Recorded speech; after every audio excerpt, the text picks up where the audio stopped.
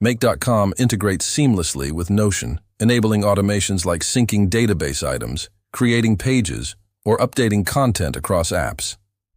The connection uses Notion's API via an internal integration token for secure access, ideal for no-code workflows. Requires a Notion workspace and Make. Com account, free tier available. Steps to connect.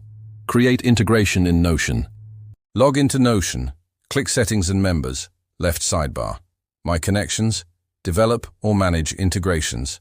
Tap. New integration. Name it, for example, MakeBot.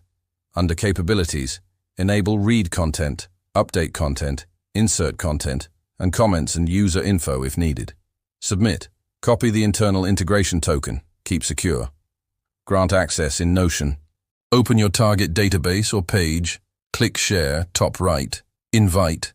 Select your integrations. Choose your new integration. Invite. Repeat for all relevant pages or databases. Connect in Make.com. Log in to Make.com. Create a new scenario or edit existing.